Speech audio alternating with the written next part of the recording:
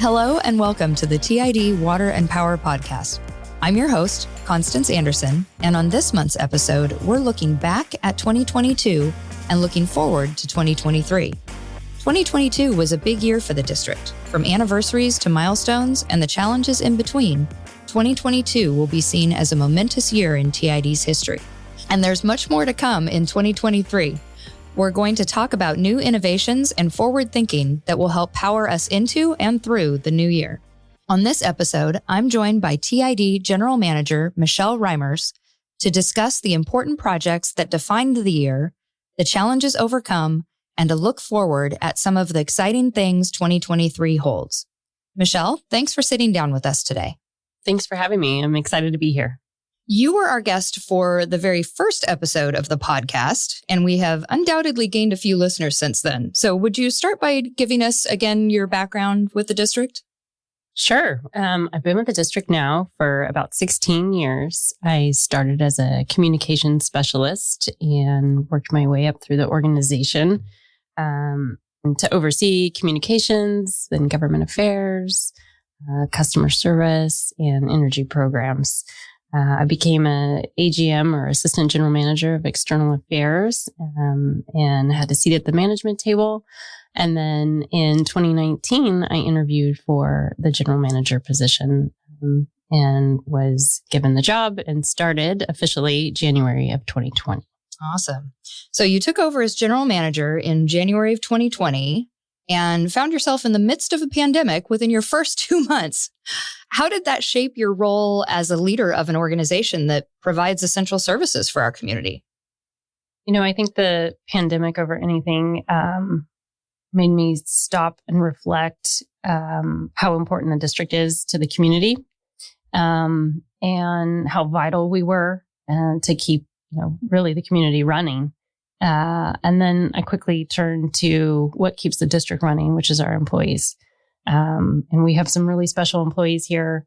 And, very proud of how they stepped up through the pandemic and just got the work done. And investing in your employees is something I very much value. And so as we were navigating through this pandemic, it was also, there's other things we need to be working on as well. We can't lose focus on our own employees and development programs for them and long-term and short-term goals. But, we created a strategic plan during that time frame as well. And so that was important to make sure that our employees knew,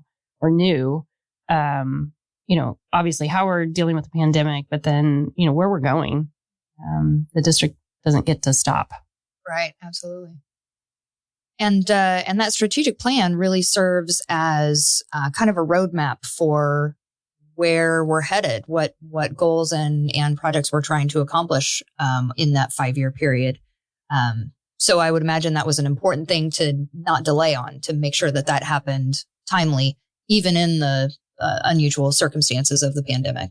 Yes, correct. The previous strategic plan had, obviously it had lived its 5-year life. And so we needed to develop a new 5-year strategic plan. And you're right, it was really, developing the roadmap for the next 5 years. But it was also something in that time that people could focus on. And I think it provided a little bit of hope of, where we're going in the future. It's a very aggressive strategic plan. And so I applaud, the staff and everyone who had come up with it. And, we've hit some major goals in it. So I'm really proud of it.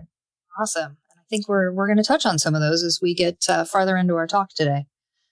So before we get into some of TID's achievements and some of the challenges of 2022, let's talk about some of the more widespread topics, kind of like COVID, that I feel it's probably safe to say have affected most people. So let's start with the drought. And we know that, everyone individually has been asked to do their part with regard to water conservation. But it's a particularly pressing issue when you are responsible for the organization that is responsible for delivering irrigation water to our growers. What can you tell us about how TID and our growers have weathered the most recent year of drought? Yeah, I think that droughts are unfortunately not new to the district anymore. It was just a period ago that we were in the driest 4-year period on record. And now we're in the third driest 3-year period on record. And so having to adapt to climate change and weather variability is something that we're having to endure more frequently.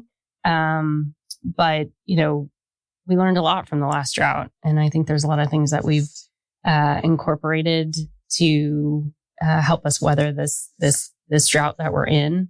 Even last year wasn't necessarily a terrible year. It was a 60% water year, but it's these consecutive dry years. And how do you weather that storm? No pun intended. We provided about 27 inches available to our growers, and that's an additional cutback. We had been making cutbacks since 2020. That's one of the things that the district does really well is we do dry year planning, multiple year dry year plannings. We're not like other water operation systems in the state where it's, they just look at that one year and deal with that. We look at multiple consecutive dry years. So, we've made those cutbacks on farm. The other thing that we have been doing, since 2012 actually, has been working on utilizing the tools available to help us manage our watershed and our resource more appropriately and using latest technologies. So in 2012, we started using a program called the Atmospheric Snow Observatory, and that was a program developed by NASA and USDA and Turlock Irrigation District, and the Tuolumne River Watershed was one of the ones that was a pilot to use LIDAR technology to be able to measure the snowpack content. And that, gives us, it's about 99% accuracy versus the old techniques, which is still done in most of the state. DWR goes in with their measurement sticks and, you get 17 points of measurement, and that was about a 30% accuracy. So we go in from 30% accuracy to 99% accuracy to actually knowing what we have in the snow content is really, really important because that is another storage tool for us. Absolutely. So, understanding exactly what we have in the watershed, and then also, working with, the Scripps Institute of Oceanography on, atmospheric rivers, knowing when a storm is coming, the temperature, that in conjunction with what's in our snowpack really helps us have some certainty of what's up there, how is it going to come down, because that plays an important role in, what water supply we'll have for our growers for not only that year, but potentially carrying over for following years. So, I think those technologies, we're blessed in the fact that we own and operate our system.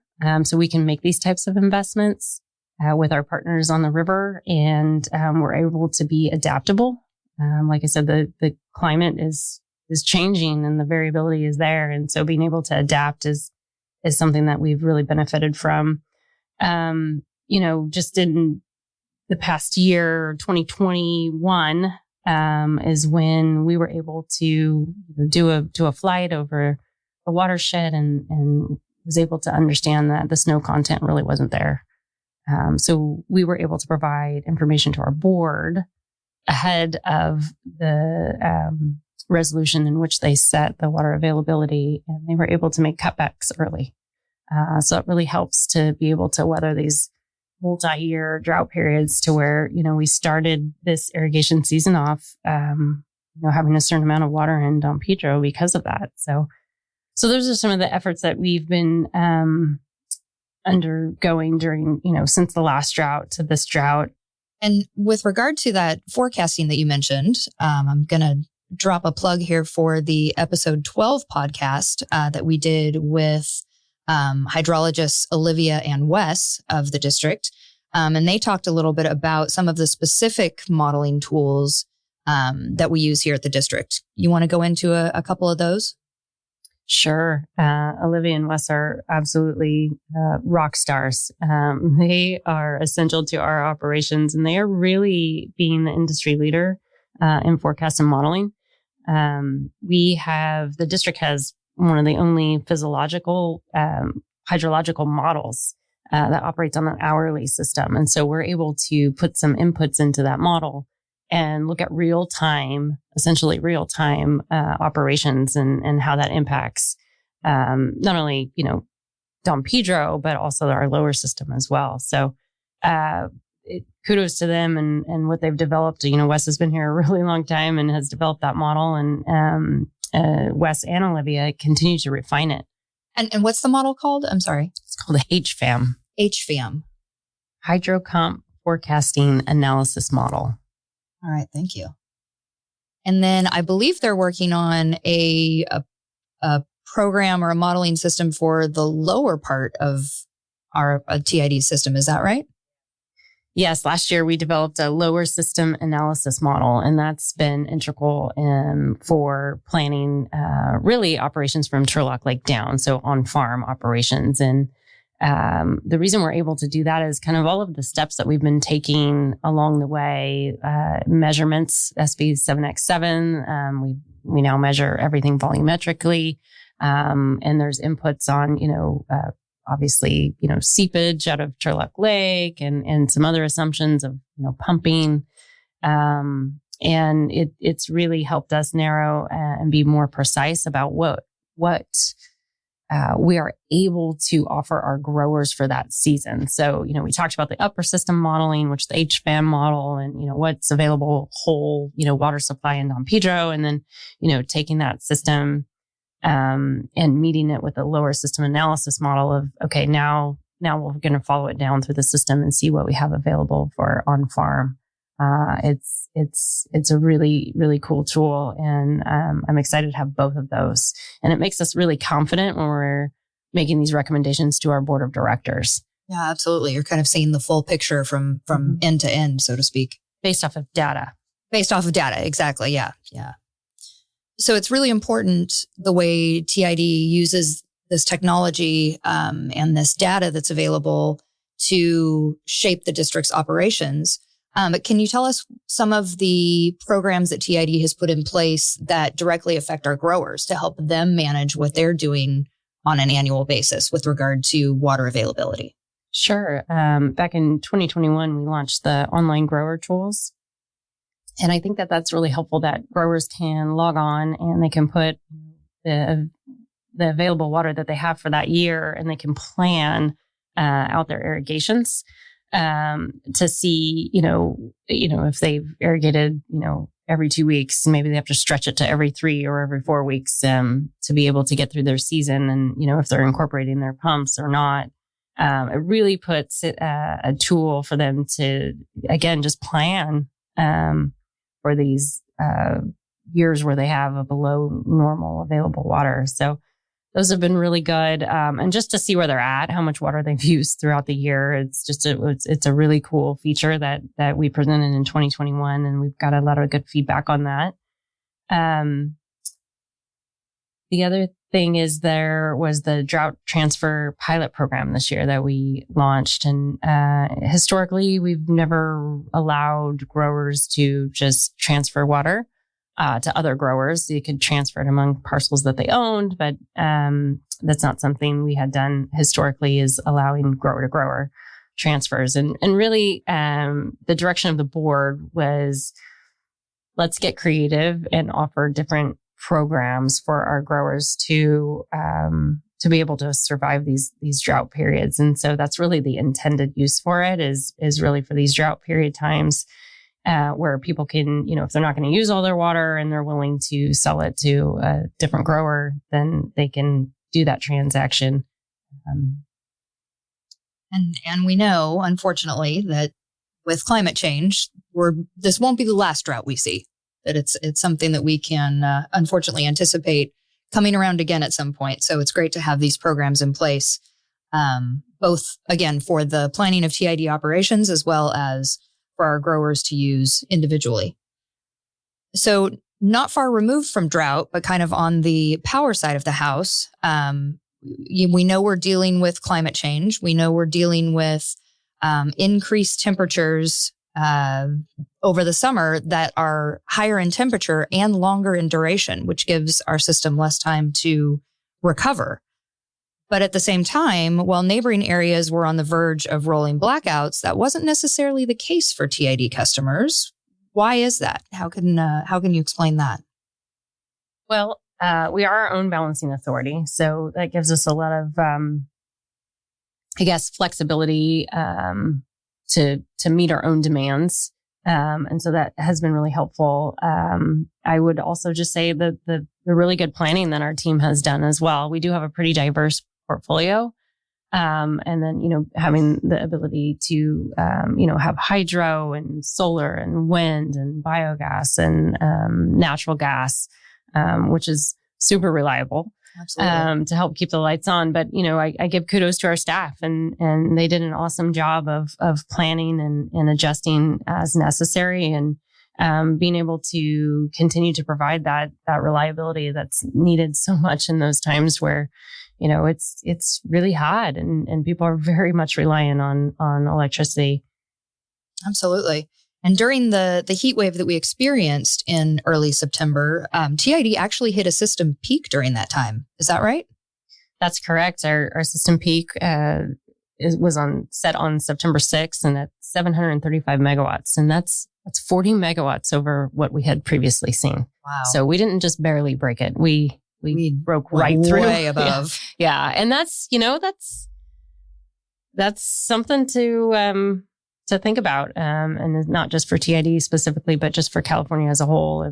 We talk about the climate variability on the water side, but we're seeing the temperatures shift, right? We're seeing it not necessarily in August. This was Labor Day weekend. We're moving into September and the dynamics are shifting there. So the whole kind of state has been seeing this. And unfortunately, we've been seeing it over the past couple of years about the same time. One thing I should note also is that, we do take care of ourselves and make sure our lights stay on and stay reliable, but we also offer our assistance to the state and we help them out both last year and this year as well.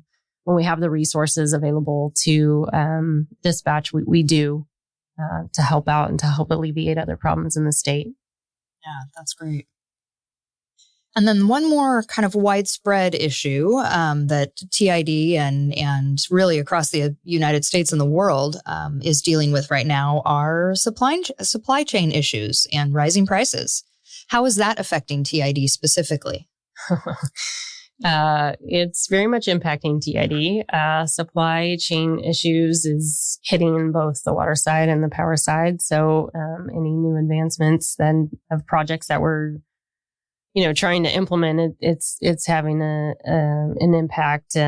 Materials for the electrical infrastructure, transformers are up by 300% if they're even available. We've looked at refurbishing some and, it's delaying, customer projects. It's been delaying, has it put a delay on Project Nexus, which is our Solar River Canal project. So definitely supply chain issues is a problem and it's an industry problem. We're working with our industry associations, both at the state level and the federal level, to try to come up with some creative ideas to help us get through this shortage. The other thing to note is the rising fuel cost. Natural gas is hit a high. We've been blessed with very low natural gas prices, for the past 10, 12 years. And we haven't seen these spikes for quite some time. And so adjusting to that, when most of our load is served by, natural gas fired power plants. So, trying to, manage these costs and these supply chain, not only the cost increases, but the long-term duration of trying to get things in has become, a challenge for us for sure. Absolutely. And I want to kind of go back to something that you mentioned in working with state and federal associations to try and kind of navigate some of these challenges, because I wanted to ask you next about something a little more positive and talk about some of the partnerships that TID has with other organizations. And I know that's been a big focus of yours as general manager is building these partnerships with other organizations. And as you mentioned, I think one that has received a lot of attention is the public-private academic partnership surrounding Project Nexus. Can you tell us a little bit about that? Sure. Yeah, I think partnerships is a big goal of mine. And, I kind of use the phrase of we should partner with unlikely partners, to have this partnership, because sometimes that's what the best product comes out. somebody that's maybe doesn't necessarily see your specific, perspective, but you can share them and maybe come up with something that works for both. So yeah, Project Nexus is a fun one, and it definitely is kind of the first public-private academic partnership. And, it's been great. We've been learning from each other, and, trying to figure out, how to put this Project Nexus, this solar over canal concept and come into fruition. And, I first heard about it through UC Merced had done an analysis or a piece on, the concept. So we reached out to them and started to have those conversations. At the same time, DWR, Department of Water Resources, reached out and was looking to select a system to test this concept. And so we stepped up to the plate. And so we have a partnership with UC Merced, DWR, Solar Aquagrid, and ourselves, and it's been successful. And we're hoping to break ground here early in 2023. Awesome. Yeah, that's definitely something we'll be keeping close tabs on and looking for more information on. Very exciting. Are there other exciting partnerships that TID or that you have been working on specifically? Yeah, I think there's quite a few. I'll just kind of name a few, but from our conversations with UC Merced on Project Nexus, it's actually naturally evolved into having a bigger conversation with them in their water administration to discuss other ways we can partner together. And so we've actually just executed an agreement to work together on various projects like soil content moisture up in the watershed, climate change studies. And, they're obviously an academic group and they're looking for real world boots on the ground, places for them to do research. And we're right in their backyard. So I was really excited to sign that agreement. And, we're working on what projects that we can actually move forward with together. I mentioned the Scripps Institute of Oceanography, and we've been working with them closely to actually expand our partnership to really look at this forecast informed reservoir operations, in which they've been the author of. How can we use that at Don Pedro? We've been using pieces of it, and that in conjunction with FloodMar, which is really using stormwater for groundwater recharge. And that kind of dovetails into the work that we've been doing with sustainable conservation. They've been contracted by the Department of Water Resources to really explore FloodMar. And we just signed up for to become a pilot program. And in 2022, we were one of the only people in the valley to apply stormwater onto actually an almond orchard. To pilot this concept of, can we apply this to groundwater, stormwater in the off season for recharge purposes? So I'm really excited about all of those. And I understand that you are part of a group called Solve the Water Crisis. What can you tell us about that group and what you're trying to accomplish there? Yeah, the Solve the Water Crisis group is really kind of a grassroots effort from mostly Southern California urban water agencies have come together. And it's in kind of response to the drought and really a response to, the state basically telling them to conserve more. And I'm on a group or a committee with one of these urban water agency managers. And he reached out to me and said, we'd really like you to join this group. We don't have any ag representation, and we don't want to leave ag out, which was really powerful. I've seen the change over the last drought back in the 2012-2015 period. It was really urban was pointing their finger at ag, and ag was kind of doing the same, conserve more on the urban side, and which was really unfortunate. And what I'm seeing this time around is a really united front that, as water managers, we're trying to figure out what are we going to do, because we can't conserve our way out of this, and we can't keep pointing our finger at each other. So we need to come up with real world solutions. And that's kind of the intent behind the Solve the Water Crisis group. It's really just an educational campaign, targeted obviously towards legislators and the governor and general public as well, but trying to really peel back this is a problem and conservation isn't going to work. Now, it's not that we shouldn't conserve.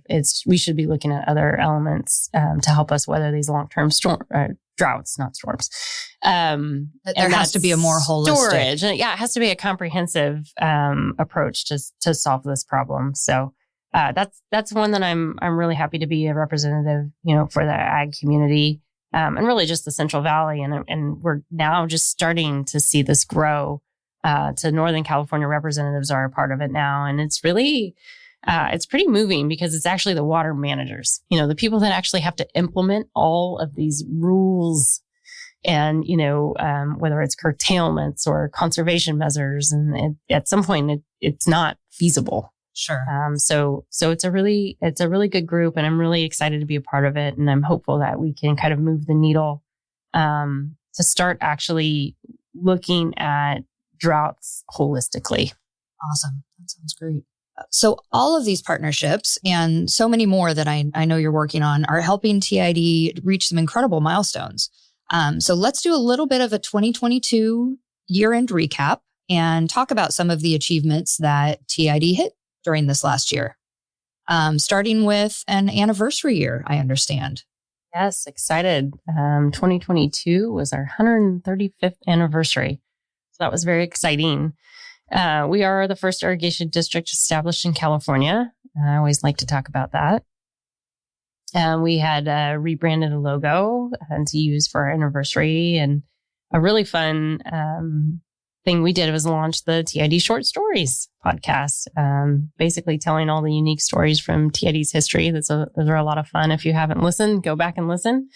We had Alan Patterson on the podcast to do a deep dive really into the early years of the district. He's a local historian who actually wrote one of our books on the history of Turlock Irrigation District.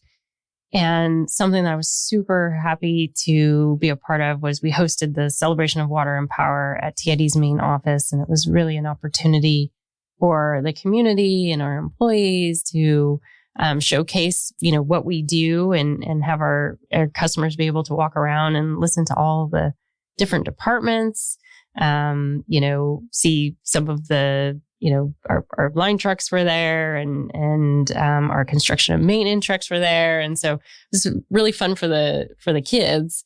And then also, being able to, like I said, go through booth by booth, department by department and really listen to, all the different complexities and roles that we have at the district. So that was really fun. Kind of like one of our goals with this podcast is to share the operations and what goes on at the district with a broader audience. That was sort of the real life opportunity to come to the district and talk to employees and find out more about the work we do. Yes, it was exciting. And it was one thing that you can really see the passion that people have, the employees, the passion that they have for what they do. That really came through and during that event. Yeah, it was fun to see. All right. So one project or process perhaps that TID has been pursuing for a number of years is working towards a voluntary agreement with the state with regard to the use of Tuolumne River water. How have we progressed in this last year on that issue? Yeah, we've had some great progress with the voluntary agreements. We've been in this process for a very long time. We were actually kicked out of negotiations at one point in 2021. The Sacramento Valley had come to an MOU in early, March of 2022. And then we were re-invited to have discussions again. There was some breaking up and some making up. Yes. That's been the history of the voluntary agreements. But I would say, we had really good progress in our negotiations and actually have come to sign an agreement to put us into this memorandum of understanding with the Sacramento Valley participants. And so that it's not the last step, but it is a very positive step because we did come to an agreement on a lot of the areas that we had a lot of disagreement on, which was flow and habitat. And so we had agreement on that, and that's put us forth into this bigger work group with the Sacramento Valley participants. And so we're hopeful that we can, there's a couple elements that we need to have some better clarification on. Once that, comes to fruition, then we would bring that back to our board of directors for an actual final agreement. And I know that is a big accomplishment, even though it's not quite over the finish line yet, but it's something that the district has been working on for years. And as you mentioned, there've been a number of stops and starts along the way. So even just to have that much progress in the last year, I think is hopefully a really good sign. Yeah, it's a really big step. Any additional accomplishments on the water side that we should recognize? Yeah, we had quite a few significant accomplishments, I think. Early in 2022, we had filed our groundwater sustainability plan with DWR. So that's through our West Turlock Subbasin, along with the East Turlock Subbasin. We have jointly filed for one plan for our basin. And so that was positive. We'd been working on that since 2017. Right now it's under review with the state. And so hopefully we'll get some green lights and be able to start moving on some projects and moving that plan along. About that time as well, we actually filed for additional floodwater rights on the Tuolumne River, which is pretty exciting. That was the first time we had filed for any new water rights since 1960. Wow. Yeah, pretty historic. So what that does is, there's times of the year or certain year types where there's abundance of water and that water is not fully appropriated. And,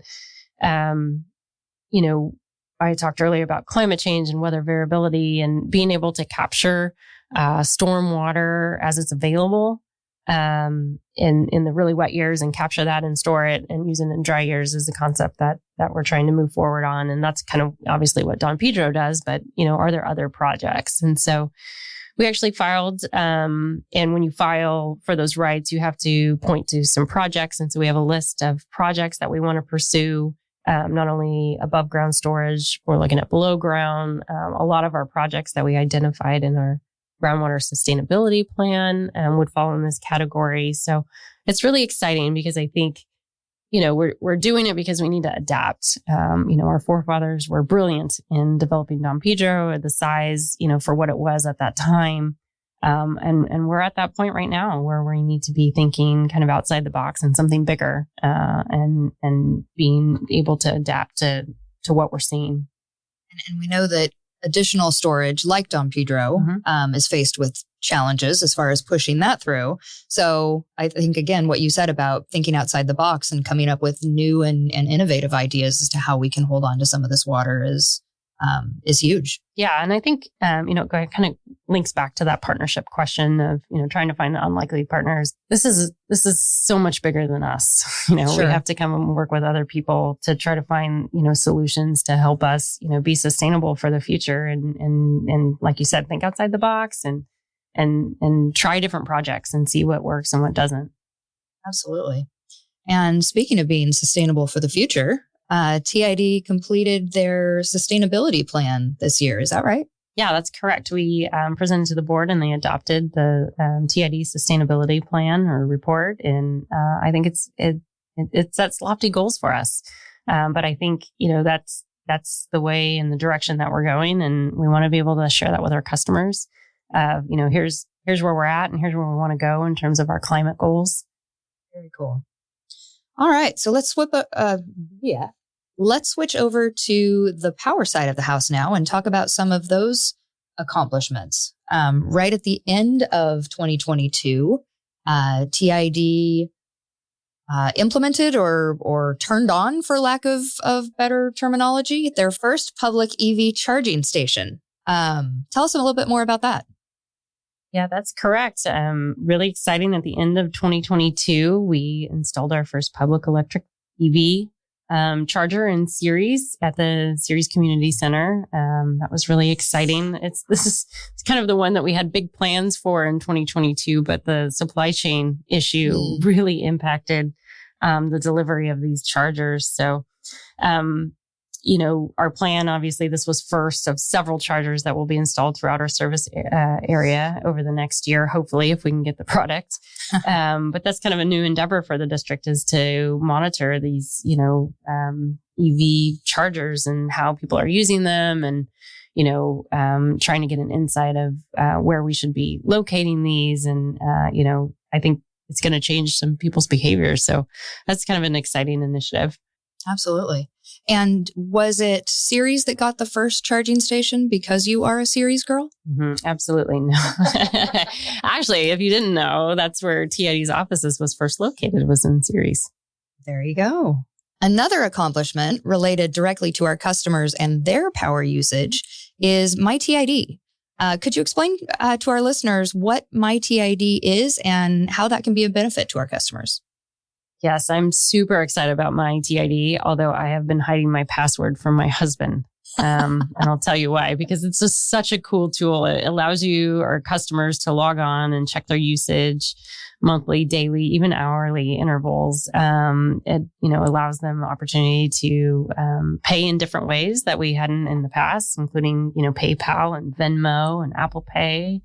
Lots of features that, we can do rate comparisons. There's auto bill pay setup, communication preferences, how people want to be communicated from TID. But yes, my husband would closely monitor this and probably turn off my AC in the heat months. So if he knew what the daily and the weekly look like.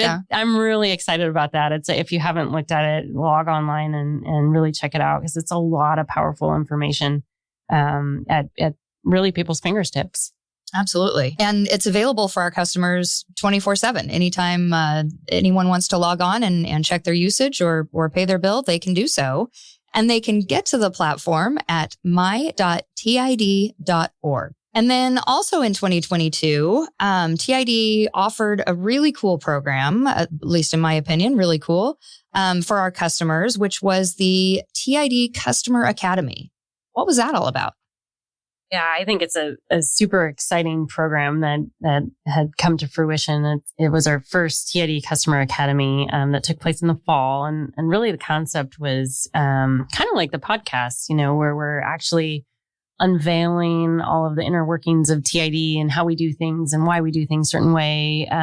This was actually an in-person thing of, let's bring some community members in and give them, let them walk around and talk to the experts and hear about how we operate. So I think it's kind of an in-person version of the podcast consolidated into 4 weeks. And, it was after hours, and it was a great group. Lots of fun, hard questions too, I would say, but it was a fun group. And, we got a really good feedback, not only from the customers, but also our employees. They really enjoyed sharing what they do and how they do it with our customers, and love tackling those hard questions. And they're looking forward to the next one, which I believe we're starting our 2023 Customer Academy in March. And the applications are open now until February 3rd. That's right. And we look forward to bringing that second cohort in and showing them all the fun inner workings of TID. So now let's take a look ahead into some of the exciting initiatives that TID is working on throughout 2023. Very near the Project Nexus site, we are constructing another regulating reservoir. What can you tell us about that?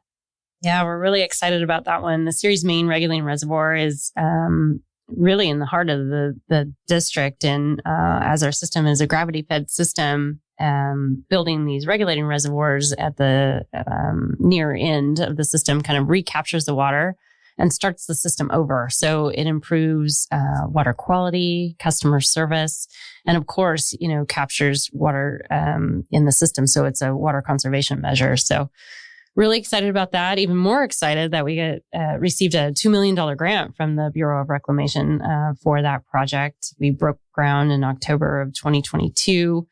We're hoping to be complete by May. This reservoir is being built entirely by TID staff. They've had a lot of expertise. We've built something similar in the lateral 8 regulating reservoir. And so they're very familiar with how the project should be constructed. It's estimated to save approximately 10,000 acre feet of water, kind of what I said about that water conservation. But there's what we've seen on the lateral 8 regulating reservoir is there's a lot more conservation than that. And then we've also seen benefits on the other regulating reservoir of it has alleviated pumping in the area. So the groundwater table has risen. So that's a really positive thing in terms of, groundwater sustainability. Absolutely. All right. You mentioned earlier that TID in 2022 celebrated its 135th anniversary. And while our infrastructure hasn't been around for all of those 135 years, it's been around a while. And just like anything, needs regular maintenance to keep things running effectively and efficiently. And I know that that's kind of created some major upgrade projects that are happening around TID. What can you tell us about what is being done to support that invaluable infrastructure? Yeah, we have a lot of infrastructure improvement projects planned. The one on the top of my head is Don Pedro Life Extension Project. And Don Pedro was built in 1966, operational in 71. It's at its end of life. So we need to replace some of the turbines, all of them, beginning in 2023. But there's a lot of work that goes in behind that. And we've been working on this project for a couple of years now, and it'll be ongoing for quite some time. But the hope is to replace it with more efficient turbines and help improve our portfolio. It'll generate more energy than it has in the past. And so that'll be really helpful, obviously, as we try to meet these greenhouse gas goals for the future. Also, we're doing a lot of upgrades at our substations. Looking forward to the future of load growth, and then also really improving and ensuring reliability is really the key, and making sure that we have the most efficient and newest technology to be able to manage our system more appropriately. Great. And all of these facilities that you mentioned are going to be featured in the new video tour that TID is producing. Tell us about that project. Yeah, COVID had all of its problems, but there was a lot of good things that came out of COVID, and a lot of brainstorming about, gosh, we couldn't really bring people in. That's why we're so excited about the customer academies to, see people and interact with them. But, it makes us stop and think, gosh, we could maybe put together a video to really highlight the district and take people, it takes about an hour to get to Don Pedro. And if you don't really have that time, how are you going to see it? And so we wanted to put this operations tour together to really give people, again, a sneak peek into what we do, why we do it, how we do it. And I'm really excited about that. And I think that's going to be released here soon. Great. And I think that's one of those things that having that better understanding of how the district operates is really going to kind of shine a light on our decision-making processes and how we go about, determining what programs we're going to participate in, what infrastructure needs upgrading next, and kind of provide that education for the viewers. So that we look forward to watching that. Yeah, I think also just, seeing not only how we do things and why we do things, but like seeing some of the assets. Some of the, they're big and they're kind of breathtaking when you're there in person and you see them. And, that goes for, our natural gas fired power plants to Don Pedro, to Range, to all over. And so even our state-of-the-art power control center, I think that they're really cool features that the district has, and it'll be nice to be able to showcase them. Absolutely. And not something that a lot of our customers have the opportunity to see. Not something that a lot of outside of TID employees have the opportunity to see. Not even all of our employees. So I think this will be really cool for them as well. Sure. All right. So when you are providing services that are as essential to the community as power and irrigation water, you can't leave that up to chance, and TID doesn't, for sure. We're big fans of forecasting and advanced planning, as we've talked a little bit about, and we've created goals and plans that serve as roadmaps to achieving these goals. You mentioned the strategic plan and the sustainability plan earlier. What other plans will TID be working on in 2023? Yeah, we have a lot of plans. I think I said the groundwater sustainability plan, and this plan and that plan. But I mean, I think all planning is essential to running the utility, both on the water side and the power side. And it's really important when you're trying to not only achieve state goals that are mandated upon us, but also the Mother Nature component that we're facing. So in 2023, we're going to be updating our integrated resource plan. And so that's really on the energy side of, how are we going to incorporate, EVs into our system, or just electrification in general? That's the shift. People are moving towards that. It's, how are we going to meet the 60% renewable by 2030? And, how are we going to meet 100% carbon free by 2045? So we have to have a roadmap to help us, plan out where we're going and how do we get there. I think, we have irrigation master plan, and that's really, we have this, we talked about aging infrastructure. How are we going to be modernizing it and prioritizing which projects go first?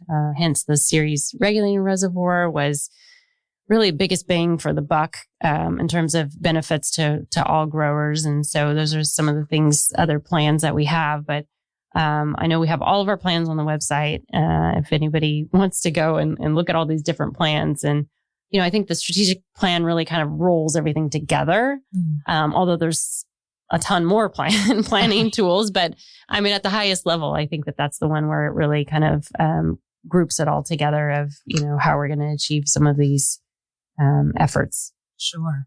And again, with, the limited resources that TID has, and as much as we have to accomplish in each year to maintain providing these services to our customers, those plans are essential. They really kind of guide our steps. And so I think we're very fortunate to be in a position where so many on the TID team have put their time and energy into laying these out for us.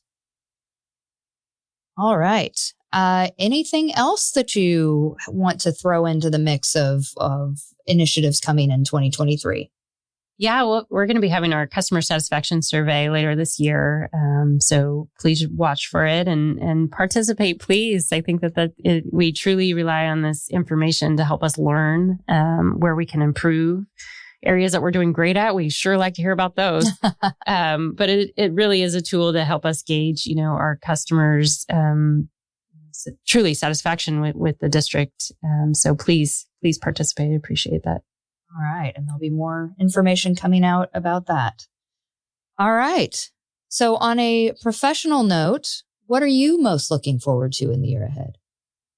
I think, being a part of this team for the past 3 years and going through that crisis period and establishing, that strategic plan and these lofty goals and actually seeing them come to fruition has been so rewarding. And there's so many on the docket for 2023 that, I think seeing these projects, like I said, coming to fruition is really what I'm looking forward to. And being able to celebrate that with the community, but our employees as well. That's a lot of hard work and effort to, continue to be, the most reliable, affordable utility around. Awesome. Well, we look forward to having you back on in 2024 so you can tell us about all of those projects that have come to fruition and all of the new accomplishments that are coming out of Turlock Irrigation District. So, Michelle, thanks for joining us. Appreciate having you on today. Thank you. Thank you for tuning in to the TID Water and Power Podcast. You can find TID on Facebook at facebook.com/TurlockID, on Instagram and Twitter at TurlockID, and on LinkedIn as the Turlock Irrigation District. I'm your host, Constance Anderson. We'll see you again next time.